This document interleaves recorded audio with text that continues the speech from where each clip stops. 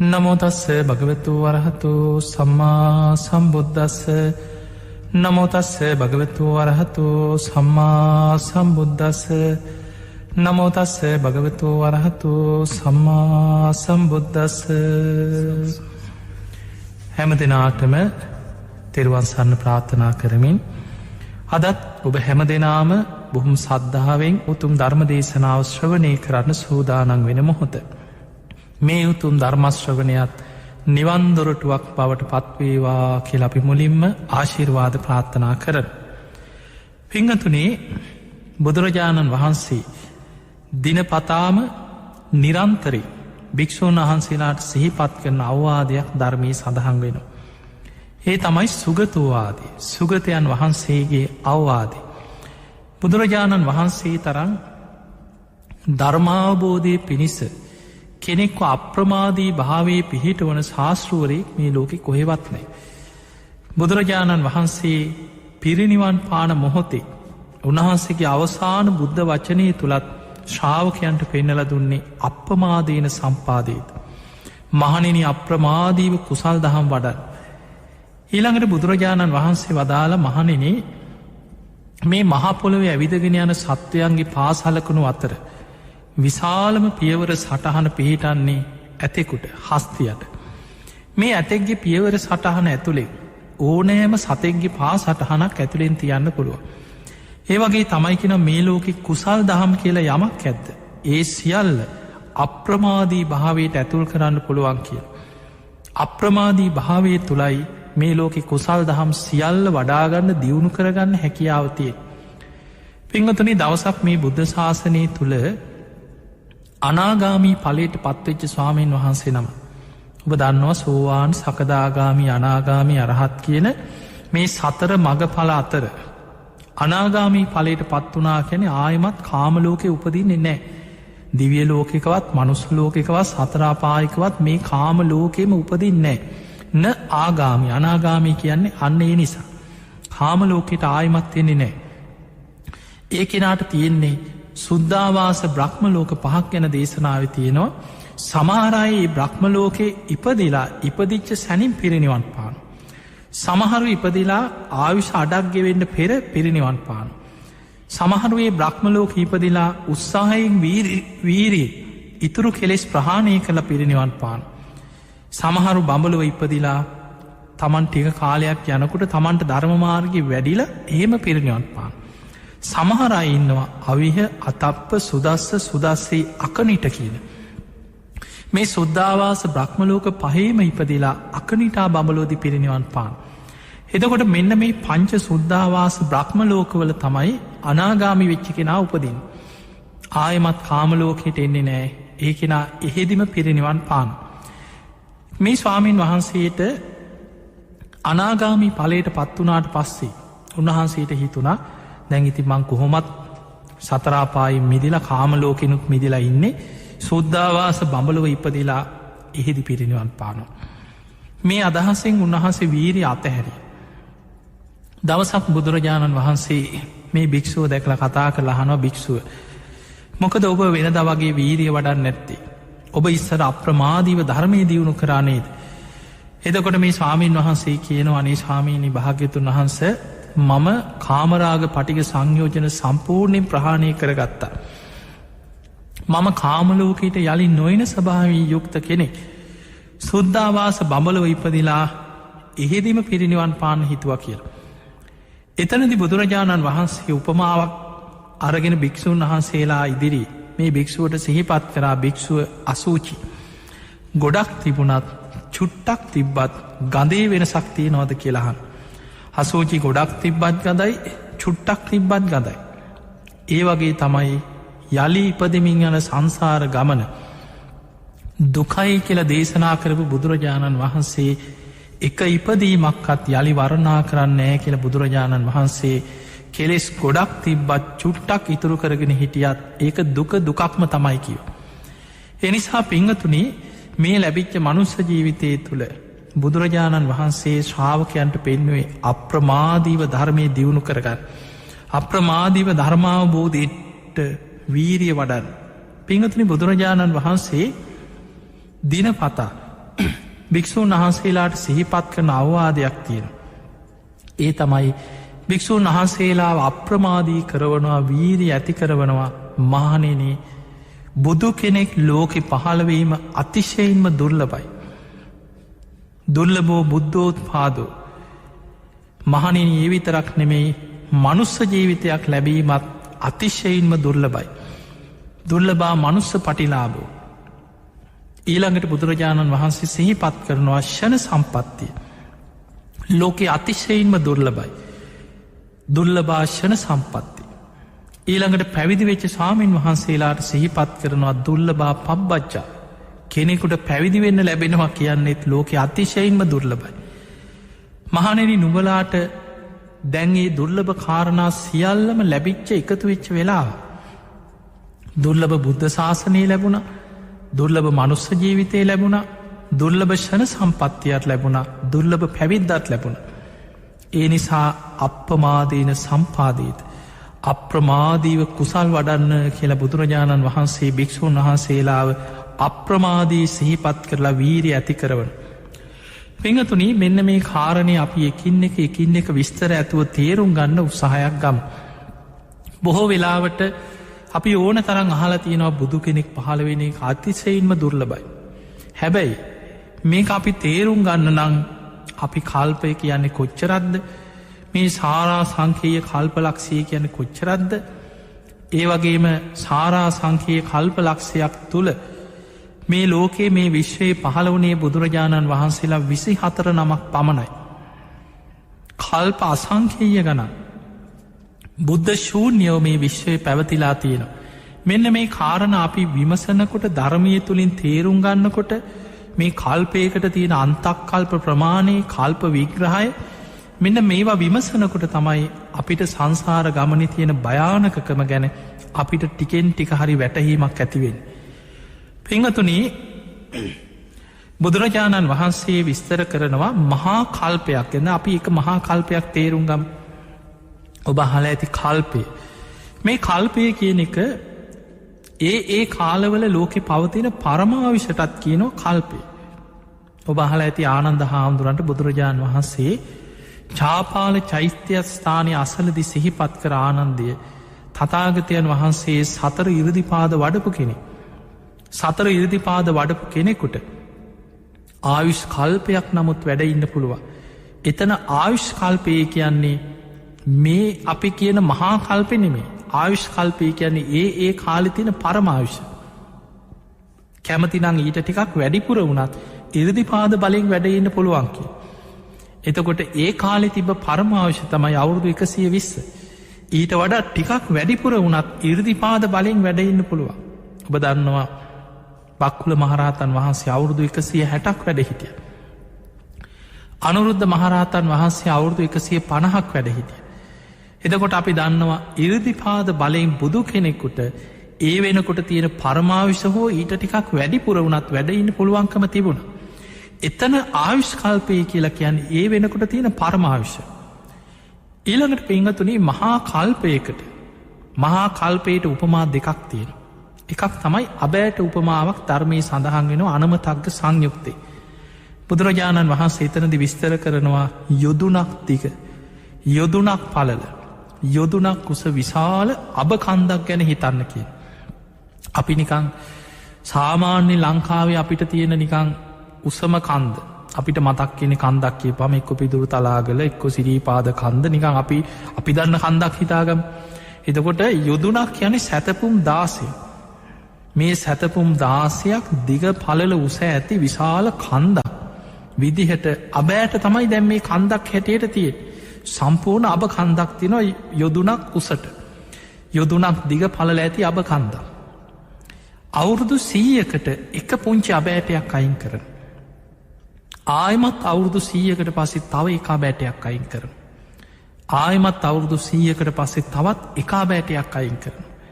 බුදුරජාණන් වහන්සේ වදාලා වෙන හේතුවක් නිසා නෙමේ කෙනෙකුට හිතෙන්න්න පුළුවන් මේක මහා වර්සාාවකින් අබ හේදිලා ගිහිල්ල එක් අබගොඩ කවුරු හරි අරංගිහිල්ල මොකක් හරි වෙන හේතුවක් මේ කිසිම වෙන හේතුවක් නිසා නෙමෙයි අවුරුදු 100කට එකා බෑටේ බැගින් ඉවත් කිරීම නිසා අර මහා විශාල අභකන්දම අවසන් වෙන දවසක්කෙයිද කල්පේ වගේ කාලයක් කියල හිතන්න කිය.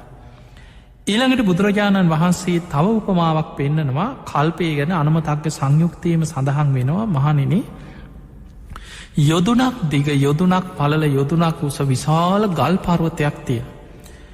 අවුරුදු 100කට එක වතාවක් ඒ කාලෙ තිබිල තියෙනවා කසී සලුව තමයි සිනිදුම සලුව හැටියට ඒ කාලේ මිනිස්සු භාවිතා කරේ. ගොඩක් රජවරු සිටුවරු වගේ එවැනි අයළඟ තමයි වටිනා කසී සලු තිබුණ.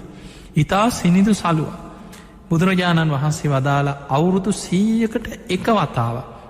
අර විශාල ගල් පර්වතය කසී සලුවකින් යන්තන් උඩින් පිස දමන. ආයමත් අවුරුදු 100කට පස්සේ කසී සලුවකින් යන්තන් උඩින් පිස දමන. මේ විදිහට පිස දැමීම නිසා කුහර නැති සිදුරු නැති බොල් වෙච්ච නැති මේ මහා විශාල ගල් පර්වතය ටික ටික යම් පුංචි ගෙවීමක් හරි වෙනවද ගෙවිලා ගෙවිලා ගෙවිලා අවුරුදු 100කට එකවතාවයි පිස දමන්. ඒ හේතුව නිසා ගෙවිලා ගෙවිලා ගෙවිලා අවසන් වෙන දවසක් එනවද කල්පය කියන ඒ තරම් කාලයක් කියල බුදුරජාණන් වහන්සේ වදා. දැ ඔබ ඕක තේරුම් ගන්න නිකං හිතන්න මෙහෙම ඔබේ ගෙදර තීර මිරිස් කල ගැන නිකං හිතන් දවසකට කී සැරයක් ඔයි මිරිස් කලේ එක්කො මිරිස්ද නොඒක් දේවල් ඔයි ගෙදර තියෙන දේවල් අඹරලා අඹරලා අවුරුදු ගණන සමාට පරම්පරා දෙකතුන භාවිතාකර මිරිස් කල් තියෙනවා ගෙවල්ල. මෙහෙම කාලයක් යනකොට අර ගල ඇතිල්ලිලා ඇතිල්ලිලා යන්තම් මැදින් නිකම් වල වගේ පොඩ්ඩක් හැරෙන්. ඔබ හිතන්න එහෙම පොඩි ප්‍රමාණයක් හරි මේ ගලක ගෙවීමක් සිද්ධ වෙන්න කොච්චර කාලයක් යනවත්. කොයි තරන්නම් මේ මිරිස් කලේ අතුල්ලල අතුල්ලද මේක ගෙවෙන්. ඊළඟට හිතන්න චෛත්‍යය ළඟ ඔබ දැකළ ඇති සලපතල මල්. අපි නිතර දහස් ගනන් 100,000 ගනන් ලක්ෂ ගනන් වදින පුදන නිතර මිනිස්සු යනේන තැන්වල මේ තමන්ගේ යටිපතුලටම මේ ගලේ ඇතිල්ලිලා ඇතිල්ලිලා පාදයටම මැදිලා සමහර වෙලාවට සමහර තැන්වල තියෙනවා මේ ගල් පතුරේ පොඩි වල වගේ හැරිල. ඔබ හිතන්න දවසකට කී දෙනෙක් පාගල ඒ අයගේ යටිපතුල්ලොට පිරිමැදිලා කාලයක් යනකොට තමයි මේ ගල පුංචි ප්‍රමාණයක් හරි ගෙවිලා මැදිලයන්. දැම් මේ උපමාවට ගලපල හිතන් යොදුනක් දිග යොදුනක් පලල යොදුනක් උසේ ගැන සැතපුම් 16ක් දිග පලල උස ඇති විශාල ගල් පරොත්තයක්. කවුරුත් මේ ගල අතුල්ලලවත් වෙන හේතුවක් නිසාන්න මේ ගල කඩලවත් නෙමේ යන්තන් සිනිදු සලුවකින් උඩින් පිස දැමීම නිසා. යම් ගෙවීමක් වෙනවද. ඒ විදිහට ගෙවිලා ගෙවිලා ගෙවිලා අවුරුදු 100කට එක වතාවයි පිස දම. යම් කාලයක් එනවද මේ විශාල ගල් පර්වතයම ගෙවිලා අවසන්වෙන්. මහනෙන කල්පයක් කියන්න ඒ වගේ කාලයක් ඔය එක කල්පය.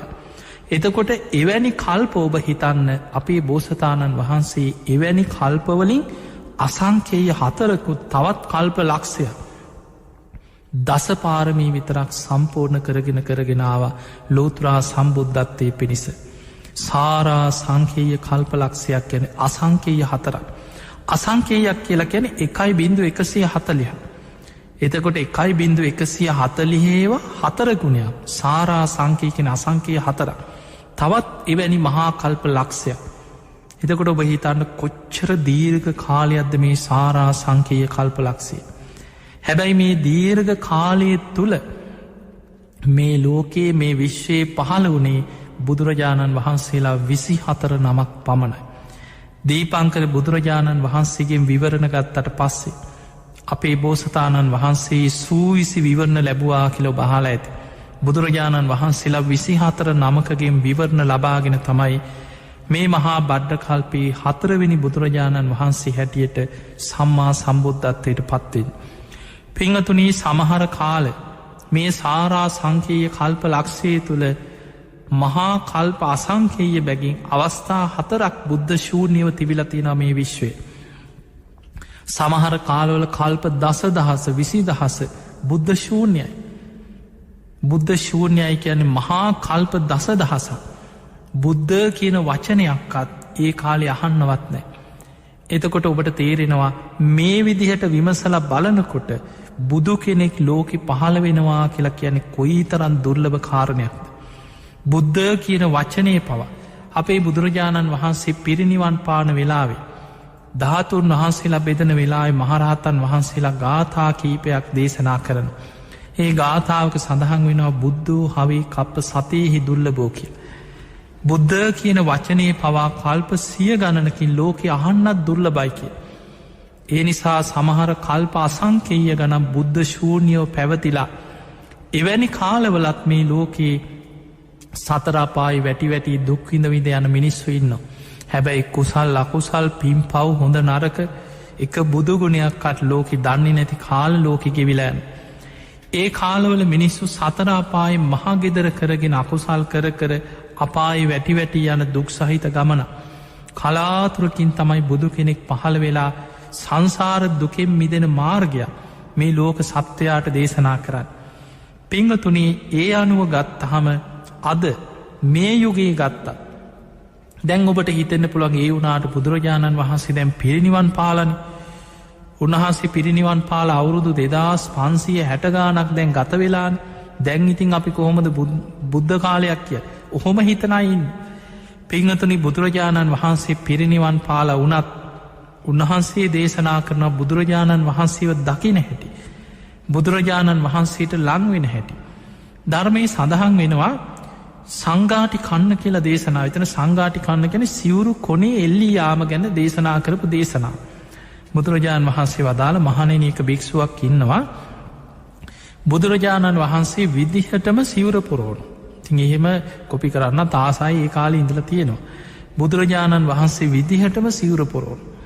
බුදුරජාණන් වහන්සේ සිරිපා තබමින් වඩින හැටි බලාගෙන ඉඳලා ඒ විදිහටම අඩිය තියතියා ඒ විදිහටම ඇවිදින්නත් පුරුදුවේ. බුදුරජාණන් වහන්සේ වඩිනකොට උන්වහන්සේගේ ඇගේ දැවටි දැවටි සිවුරු කොනක එල්ලිලා ළඟීම පස්සෙන් එනවා කෙනෙ. හැබැයි බුදුරජාණන් වහන්සේ වදාළ මහණෙනි ඒ කෙනා මං විදිහටම සිවුරු පෙරෙව්ව. තථාගතයන් වහන්සේ සිරිපා තබන විදිහටම ඇවිද ඉන්න පුරුදු වුණා. බුදුරජාණන් වහන්සේගේ සිවුරු කොනක එල්ලිලා පස්සෙන් ආව. ඒ කෙනාගේ හිතේ ධර්මය නැත්නම් බුදුරජාණන් වහන්සේට වඩා ගොඩාක් දුරින් ඉන්න කෙනෙ. ඒ කෙනාගේ හිතේ සද්ධාව නැත්නම් ඔහු සීලවන්ත නැත්නම් ඔහු දහම් දැනුමින් පොහොසත් නැත්නම් ඔහු ධර්මය අවබෝධ කරන්න වීරිය වඩන්නේ නැත්නම් ධර්මාවබෝධයට අවංක උත්සාහයකය දෙන්නේ නැත්නම් ධම්මානු දම ප්‍රතිපදාවකින් යුක්ත නැත්නම් බුදුරජාණන් වහන්සේට වඩා ගොඩාක් දුරින් ඉන්න කෙනෙක් කියෝ. ඊළඟට බුදුරජාණන් වහන්සේ වදාළ කෙනෙක් යොදුන් ගානක් ඈත හිටියත්. එයා බුදුරජාණන් වහන්සේව දැකලනෑ. නමු ශ්‍රාවකයගෙන් හරි බුදුරජාණන් වහන්සේගේ ගුණ අහලා බුදු ගුණ සිහි කරන.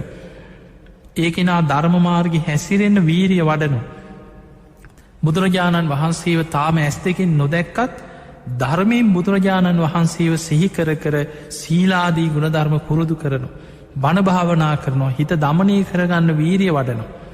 බුදුරජාණන් වහන්සේ වදාළ මහණෙනි ඔහු යොදුන් ගානක් ඈතින් හිටියත් බුදුරජාණන් වහන්සේට ළඟින්ම ඉන්න කෙනෙක් කියලා. එනිසා පිංහතුනී බුදුරජාණන් වහන්සේට ලංවෙන්න තියෙන්නේ ධර්මයෙන් මයි. ඊළඟට බහල ඇති මේ බුද්ධ ශාසනය තුළ බුදුරජාණන් වහන්සේ ඇස් දෙකෙන් දකින්න බලාගෙන පැවිදිම වෙච්ච කෙනෙක් හිටිය. ඒ තමයි වක්කලී හාමුදුරුවෝ.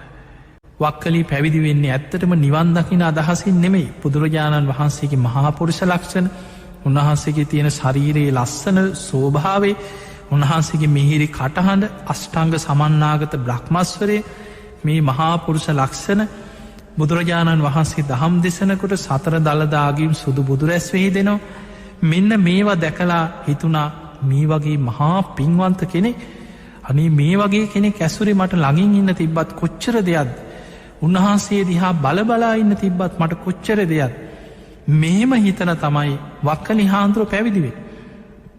පැවිදි වෙලා බුදුරජාණන් වහන්සේ දහම් දෙසනකොට දම්සභා මණ්ඩපේ බුදුරජාණන් වහන්සේ පේන්නම ළඟින්ම වාඩි වෙන. බුදුරජාණන් වහන්සේ දිහා බලාගෙන ඉන්න. හැබැයි එක බණපදයක් යෝනිසෝ මනසිකාරයේදිල ධර්මය අවබෝධ කරගන්න උත්සාහයක් ගන්න. බුදුරජාණන් වහන්සේගේ කටහඬ ගැන දහම් දෙසන ඉරියව්ව ස්වභාවේ, උන්වහන්සේගේ බුද්ධරශ්මය විහිදෙන හැටි ඒව තමයි බලබලායින්. මෙහෙම හිටපු වක්කලි හාමුදුරු බුදුරජාණන් වහන්සේ යම් තැනකට වඩිනවාන ඒ පිරිසත් එක්ක පස්සෙන්ම යනවා. අනේ මං කොහොමද උන්වහන්සේ නොදැක ඉන්න කිය. හැබැයි වක්කලි හාමුදුරු ලෙඩ වුණා. බොහෝම අසාධ්‍ය වූ. දින ගණනාවක් බුදුරජාණන් වහන්සේ බලන්න තියා ඇඳෙන් නැකිට ගන්නවත් බැරුව අසාධ්‍ය වුණ. අවසානය තමන් ළඟ හිටිය උපස්ථාන කරන්න හිටිය සාමීන් වහන්සේ නමකට කතා කරලා කිව්වා අනේ ඔබ ඉක්මනට අර ඇතින් පේන ගිජ්ජකෝට පරුත්ත මුදුනේ තථාගතයන් වහන්සේ වැඩඉන්න. මට දින ගණනාවක් බුදුරජාණන් වහන්සේ බලන්න බැරිවුණ. ඔබ ගිහින් කියන්න වක්කලීට බොහෝම අසාධ්‍යයි. බොහොම අසනීපයි එන්න එන්න රෝග තත්ත්වය වැඩි වෙන. තථාගතයන් වහන්සේට පුළුවන්නන් වක්කලියෝ බලන්න වැඩම කරන්න කියලා ඔන්න බුදුරජාණන් වහන්සේට ස්වාමීන් වහන්සේ නමක් අතේ පණවිඩයක් කරින්. ඒ වෙලාවේ බුදුරජාණන් වහන්සේ වක්කලී හාමුදුරු බලන්න පසුවදා උන්වහන්සේ පිණ්ඩපාතේ වැඩම කරලා දවල්වරුවේ වක්කලි හාමුදුරුව හිටපු ගල්ලෙනට බුදුරජාණන් වහන්සේ වැඩම කරන. ඈතින් තථාගතයන් වහන්සේ වඩිනවා දැකලා බොහෝම සද්ධාවන්ත. බුදුරජාණන් වහන්සේ වඩිනවා දැකලා අර ගිලං වෙලා හිටි ඇඳෙන් බහින්න උත්සාහ කරන. බුදුරජාණන් වහන්සේ ඈත තියා වදාලා හා වක්කලි ඔහොම ඉන්න කියෝ. මේ තථාගතයන් වහන්සේට වැඩයින්න ආසන තියෙනවා ඒ නිසා වක්කලි ඔහොම චුට්ටක් ඉන්න කියෝ. බුදුරජාණන් වහන්සේ ළඟට ඇවිල්ලා ඒ තිබිච්ච ආසනයක බුදුරජාණන් වහන්සේ වැඩඉද රහන වක්කලි. ඔබට රෝගෙ තත් ඉස්සල අසනීප ගැන ඔබේ රෝගෙන් එන්න වැඩි වෙනවාද අඩුවෙනවාද කොහොමද ඔබට ඉවසන්න පුළුවන්ද. ඉතින් තමන්ගේ අසනීපයේ කායික වේදනාව ගැන බුදුරජාණන් වහන්සේ දිරි වක්කලි හාමුදුරු කියන. ඊළඟට බුදුරජාණන් වහන්සේ හනව වක්කලි ඔබට ඔය කායික රෝග අසනීපේ කායික වේදනාවට අමතරව ඔබට හිතේ දුකක් අනේ ස්වාමිනී කායික වේදනාව නම් මොකක් දැහූ. රෝගේ කොච්චර වැඩි වුනත් මට ඒක ඉවසගන්න පුළුවන්ගේ. මගේ හිතේ ලොකූ වේදනාවක් තියෙන. බුදුරජාණන් වහන්සේ යන වක්කලි ඔබට සීලෙ ගැන දුකක්ද තියෙන් අනේ ස්වාමිනි මං බොහෝම සිල්වත් කෙනෙ මට සීලෙ ගැන සැකයක් විපිරිසර භාවයක් නෑ කිය.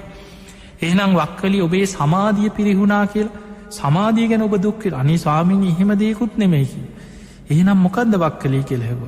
ස්වාමීනී භාග්‍යතුන් වහන්ස මම වෙනද තථාගතයන් වහන්සේව දවසට දෙතුන් වතාව බුදුරජාණන් වහන්සේව දකින්නේනවා. තථාගතයන් වහන්සේ දහම් දෙසන දිහාමම් බලාගෙනන්න. මට දවස් ගණනාවකින් බුදුරජාණන් වහන්සේ බලන්න බැරිවුණාට. එතනදි බුදුරජාණන් වහන්සේ වදාලා කින්තේ වක්කලී මිනා පෝතිකායන දිත්තේන.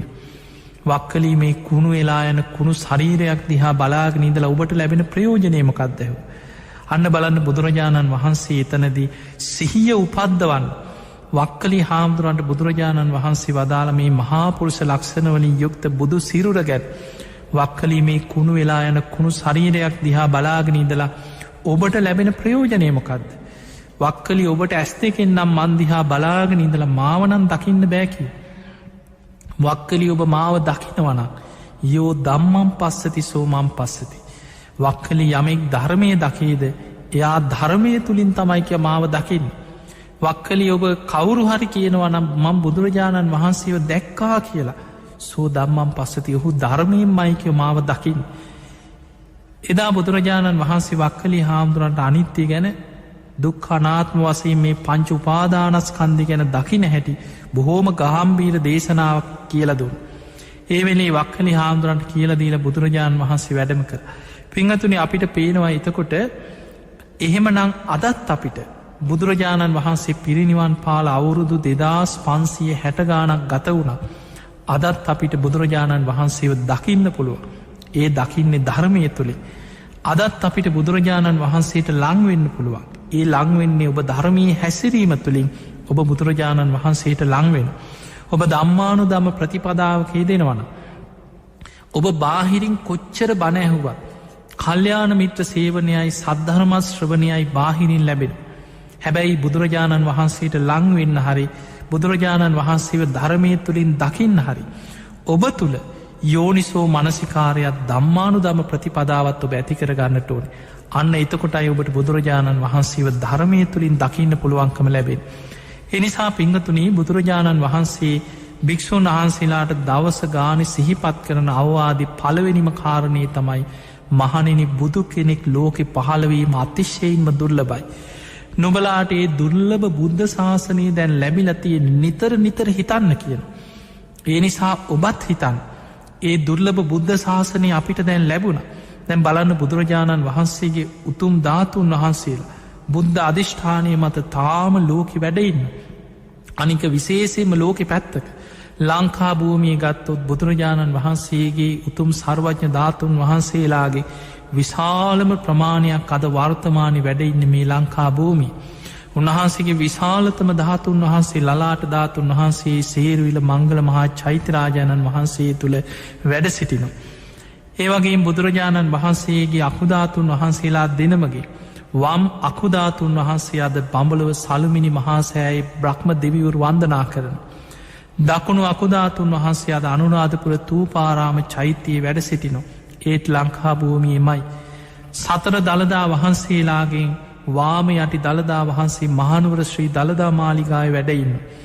එක් දකුණු දළදා වහන්සේ නමක් පොළොන්නරුවේ සෝමාවතී චෛත්‍යරාජාණන් වහන්සේ තුළ වැඩ සිටින.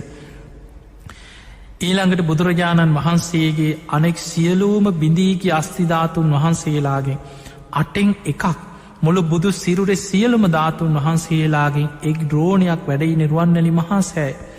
ඊළඟට ඒ විතරක් නෙමේ ග්‍රීවා දහතුන් වහන්සේ බෙල්ලේ තිබ අස්තිධාතුන් වහන්සේලා හත්නම් මයිඅංගන චෛත්‍යරාජාණන් වහන්සේ තුළ වැඩ සිටිනු.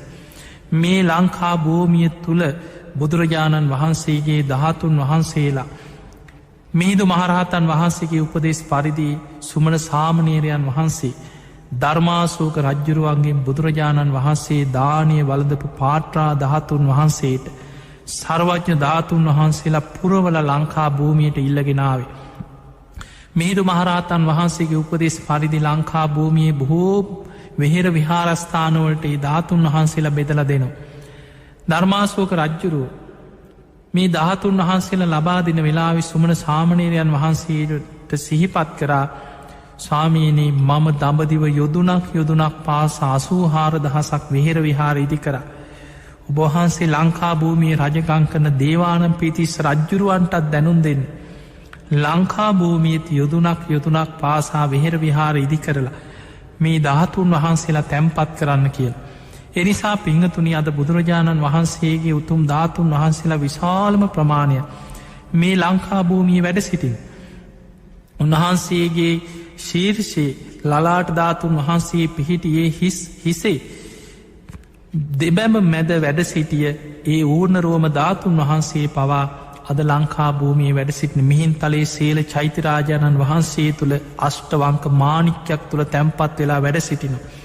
එනිසා පිංහතුනේ බුදුරජාණන් වහන්සේ අද පිරිනිවන් පාල වුනත් ඒ උතුම් ධාතුන් වහන්සේලා තුළ බුද්ධ ශක්තිය බුද්ධ අධිෂ්ඨානය මේ විශ්වය තුළ පවතින කාලෙකයි අපි ලෝක ජීවත්තෙන්.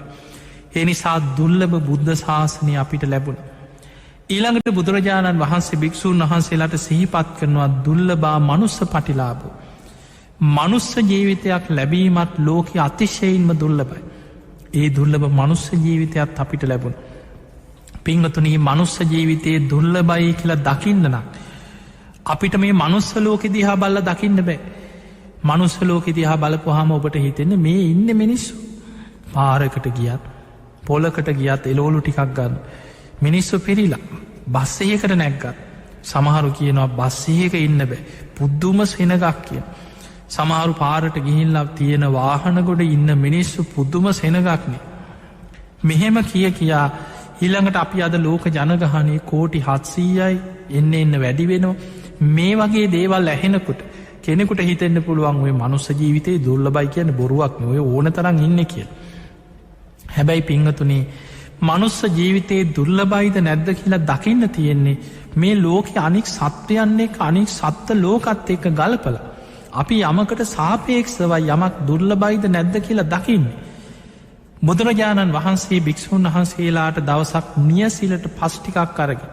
බලන්න නියසිලට පස්්ටිකක් ගන්නවා කියන්නේ ඉතාම සුළු ප්‍රමාණයන නියසිලට පස්සෙන් භික්‍ෂූන් වහන්සේලාට සිහිපත් කරා මහනෙන සතරාපායින්න සත්වයන් පිරිස. මහපොළොවේ පස්තරං කියලා හිතන්න කිව.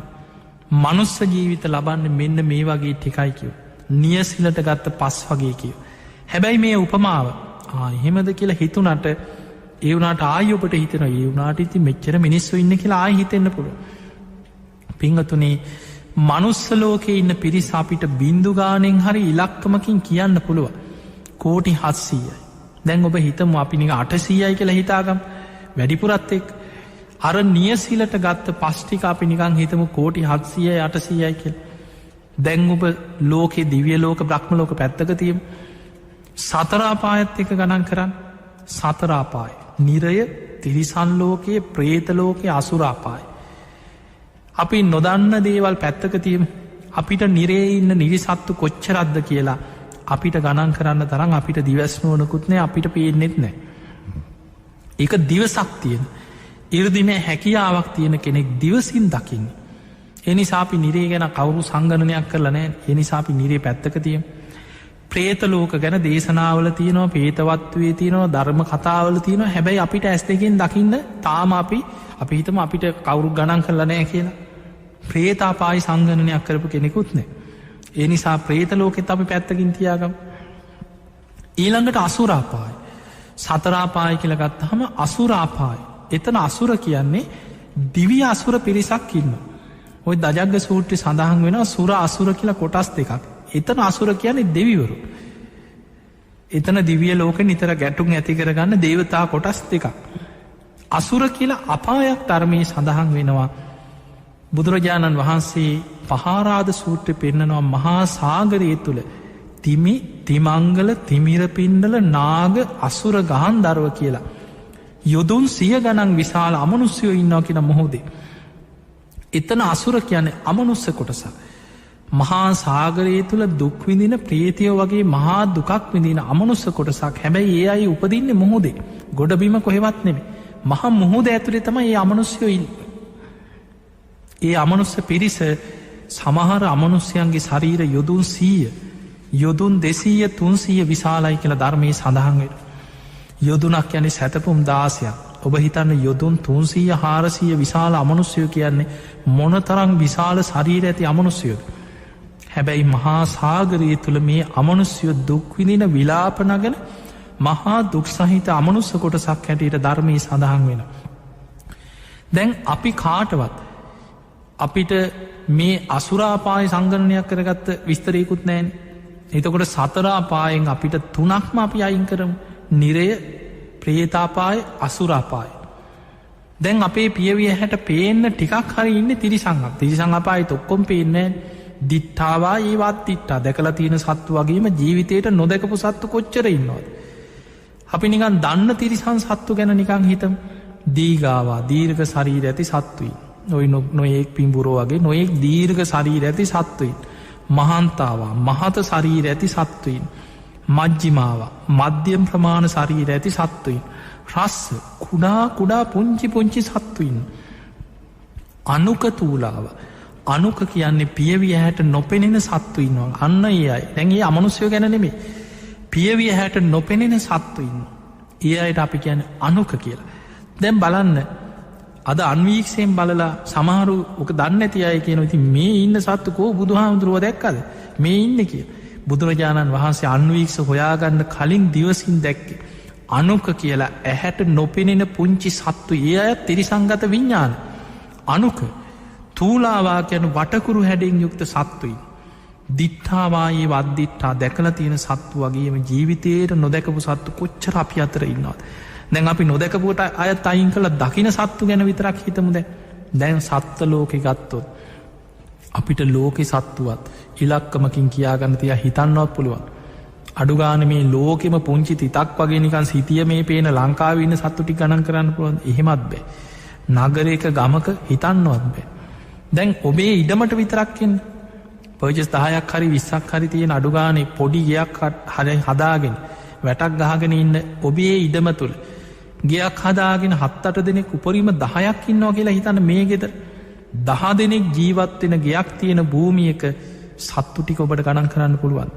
අඹ ගෙඩියක් අරන් බලන්න කුණු වෙන්න තියලා ලක්ෂ ගානේ පණුව ගණන් කරගන්න පුළුවන් ඒ කඹ ගෙඩියක ඉන්න පණුව ටික අසූචි ගොඩක ඉන්න සත්තු ටික පණුව ටික කුණු වෙලා යන පල් වතුරේ ඉන්න සත්තු ටික පොළොවේ හාරන් වේයෝ ගුලක් ගත්තත් ලක්ෂ ගණන් ලී කෑල්ලක් දිරන්තිීල බලන්න කොච්චර වේයෝ හටගන්නවද කියලා.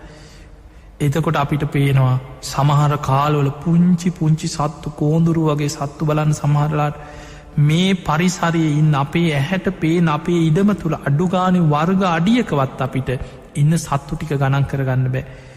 පොළොව හාරන්න සත්තු. ඔය ඇහැට පේන සත්තු. නොපෙනෙන සත්තු අන්වීක්ෂවලින් හොයන්නග කොච්චර ඇද. ඒ නිසා සත්ව ලෝකෙ අපිට ඇහැට පේන තිරිසං අපා ඒ තරං විශාල නං. නිරය ප්‍රේතාපාය අසුරාපාය. ඔය සතර අපායම එකතු කරාට පස්සේ බුදුරජාණන් වහන්සේ පෙන්වෙන් මහපොළොයි පස් තරන් කියලා හිතන්නකිව අපාය. හැබැයි මනුස්ස ජීවිතය ලබන්නේ නියසිලට ගත්ත පස් වගේ ටිකයි. පිංහතුනී කෝටි 600-700යි. තවත් වැඩිපුර 100ක් දාලා නිකං හිතමු 800යි කිය. අපිට බින්දු ගානෙන් ඉලක්කමෙන් හරි මනුස්ස ජීවිත ලබපුවයි අපිට කියාගන්න පුළුව. හැබැයි අපිට අපේ ඉඩම ඉන්න තිරිසංගත සත්තු ටිකවත් අපිට ගණන් කරගන්න බැරි තරං විශාලයි. ඒ නිසා මනුස්ස ජීවිතය කියන එක අතිශයින්ම දුර්ලබයි. ඒක දුර්ලබයි කියලා දැනෙන්නේ ඔබ අනික් සත්‍යයන් එක්ක සත්වලෝක එක්ක ධර්මානුකූලෝ ගලපලා විමසන කොටයි ඔබට තේරෙන මේක දුර්ලබයි කිය. ඒ නිසා ඒ දුර්ලභ මනුස්ස ජීවිතයක් අපිට ලැබුණ. ඊළඟට බුදුරජාණන් වහන්සේ සිහිපත් කරනවා දුර්ලභාෂණ සම්පත්ති. පිංහතුනී මනුස්ස ජීවිතයේ ලැබිච්ච හැමෝටම ෂණ සම්පත්තිය ලැබෙන්නේ. ෂණ සම්පත්තිය කියලා කියන්නේ බුද්ධ ශාසනයයි මනුස්ස ජීවිතයයි එකතු වෙනකොට කෙනෙකුගේ හිත බුද්ධ ශාසනී තුළ පහදින. සද්ධාව ඇතිවෙන. කර්මකරම්ඵල විශ්වාසය ඇතිවෙන. සද්ධහා සීල සුතතියාග ප්‍රඥාදී ගුණධර්ම පුරන්න පටන් ගන්න. අනේ මං කොහොමහරි හුස්මටික යන්න පෙර මේ ධර්මය අවබෝධ කරගන්නවා කියලා අවංක උත්සාහයක් වීරයක් ඇතිවෙන. අඩ්ඩුම ගානේ ලෞකික සම්මාධිට්ටිය කර්ම කරම්ඵල විශ්වාසය පිම්පව් විශ්වාසය තුනුරුවන් ගැන සද්ධාව ඇතිවෙනවනම් අන්‍යයාශන සම්පත්ති ඇතිවෙච්ච කෙනෙ. දැන් ඔබ හිතන්න කෝටි 700-800ක් ඉන්න අර දුර්ලභ මනුස්්‍යයන් අතරින් ගත්තත්. ෂණ සම්පත්තිය ඇතිවෙච්ච ලක්ෂයක් ඉඳ ඉදලෝකි. හොයාගන්න නෑ. අපි නිකල් ලෝකෙ පැත්තකතියම කෝටි 7-800 ලංකාවන්න කෝටි 2යි.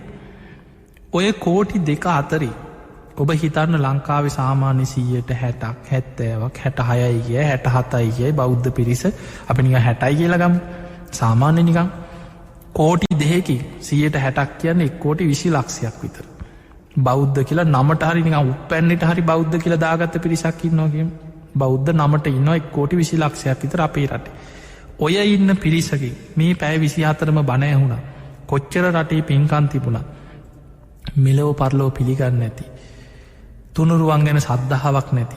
පන්සීල් රකින්න නැති. කොච්චර ඉන්නවද. ඔබ හිතන්න මේ බෞද්ධ නාමෙන් ඉන්න පිරිස අතර පන්සිල් ටික රකින්න පෝයකට සිල් කරන්න සද්ධාව දියුණු කරන දවසකට බණත් දෙකක් හරි අහන ආසාාවකට හරි වාඩි වෙලා භාවනාවක් කරන්න උත්සාහයක් ගන්න අනේ කොහොම හරි මේ ධර්මය අවබෝධ කරගන්න ඕනෑ කියලා අවංක උත්සාහයක් ඇතිවෙච්ච ලක්ෂයක් හොයාගන්න ඉදීද කියලා හිත ලක්ෂයක්කත් නෑ අවංකව ගත්ත. එතකොට හිතන්න ෂණ සම්පත්තිය කොච්චර දුර්ලබයිද. දැන් අපිට බුද්ධ ශාසනය මුණ ගැහුණ ලෝකෙ දුර්ලබම බුද්ධ ශාසනීත් මුණ ගැහිලා. දුර්ලබම මනුස්ස ජීවිතයක් ලැබිලා. ඒ අතර දුර්ලභ ෂණ සම්පත්තියත් ඔබට ලැබිලා නම් ඒක දන්නේ ඔබයි.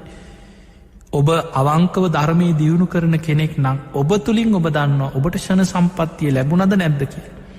ඒ ෂණ සම්පත්තියත් ඔබට ලැබිලා නං බුදුරජාණන් වහන්සේ පෙන්නන්නේ දැන් අපිට දුර්ලභ කරුණු සියල් එකතු වෙච්ච වෙලාව අප්‍රමාදීන සම්පාදීත අප්‍රමාදීව දැන් කුසල් වඩත් පැවිදි වෙච්චායට පෙන්නවා දුර්ලභා පබ්බච්චා අර ෂණ සම්පත්තිය ලැබිච්ච අයාතරිනුත් පැවිදිවෙන්න මේ පංචකාමයන් අතහැල්ලා ගිහි සැප සම්පත් අතහැල්ලා පැවිදිවෙන්න හිතෙන්නේ කීයෙන් කී දෙනාටද. ඒ නිසා බුදුරජාණන් වහන්සේ දවස ගානි සිහිපත් කරනවා මහනෙන අප්‍රමාදීවෙන් අප්‍රමාදිය වීරිය වඩ. එනිසා පිංහතුනේ අපි හැම වෙලාවම උදේ හවස ඔබ හිතන්න මේ දුර්ලභ කරුණු නිතර නිතර සිහි කරන්න. බුදුරජාණන් වහන්සේගේ අවවාදී මේකට ගැන සුගතවාද සුගතයන් වහන්සේගේ අවවාදී නිතර නිතර සිහි කරන්න දුර්ලභ මනුස්ස ජීවිතය අපිට ලැබුණ. දුර්ලභ ෂණ සම්පත්තිය ලැබුණ. දුර්ලභ බුද්ධ ශාසනය මුණ ගැහුණ. අනික මේ වෙනකුට මේ රටේ අවුරුදු ගණනාවකට පස්සේ අපි නිතර නිතර පින්කං කරන හොඳට බණෑහෙන මොකද මේ රට අපි ගත්තො පෘතුගීසි ලන්දේසි ඉංග්‍රීසි ආක්‍රමණත් එක අවුරුදු 400-500කට ආසන්න කාලයක් අධිරාජ්‍යවාදීන්ට යටත්වවී යුද්ධ කරාපු කාලයක් තිබුණේ. අපේ රටේ මහා පූජනීය පුණ්‍ය භූමි අටමස්ථාන රුවන්වැලි මහාසෑය ජයශ්‍රී මහබෝධි මේ පුණ්‍ය භූමි පවා මිනිස්සුන්ට වන්දනාමානවලින් බැහැර වෙලා අවුරුදු 100 ගණන් මහ වනාන්තර වෙච්ච යුගයක් අතීතේ තිබුණා. බුදුරජාණන් වහන්සේ වෙනුවෙන් අතීතේ කොච්චර නම් මිනිස්සුන්ට දළදා වහන්සේ පවා හංගගෙන හිටියද කොච්චර කාලයක්. ඒ නිසා මිරිස් ගලවල් අස්සේ හංගගෙන අවුරුදු ගණන් හංගගෙන හිටිය බයි තැන් තැන්වලට අරගෙන ගිහිල්ලා මිනිස්සු පුද පූජා තියාගෙන හංගගෙන හිටියේ. එතකොට පින්කමක් කරන්න බැරි යුගයක් අතීතේ තිබුණා. අද වෙනකොට රටේ ධර්මයේ බලවත් වෙලා නිතර පින්කම් සිදු වෙනවා. නිතර මිනිස්සු පින්කම් කරනවා. ඒ නිසා පින්වතුනි මේ ලැබිච්ච මනුස්ස ජීවිතය තුළ ඔබ පුළුවන් තරම් පින් කරගන්න කුසල් වඩා මේ කරන හැම පිනකම එකම අරමුණක් තියාගන්න ධර්මාවබෝධයම අරමුණු කරගෙන පින් කරන්න. බුදුරජාණන් වහන්සේ පෙන්වේ මහණෙනියම් ප්‍රාර්ථනාවක් කරනවා නම් පිනක් කරලා නිවනම ප්‍රාර්ථනා කරන්න. ධර්මාවබෝධයම ප්‍රාර්ථනා කරන්න. මේ කරන සියලු පින් මට නිවන් අවබෝධය පිණිසම පාරමිතාවක් වේවා කියන අධිෂ්ඨානය හිතේ ඇති කරගන්න. ඊළඟතේ තමයි ඔබ පින්කමකට සූදානන් වෙද්දී ඒ පින්කම ගැන හිතා හිත පහදවාගෙන හිතේ පින් රැස් කරගන්න පුළුවන් පින්කම මොහොත වෙනකා.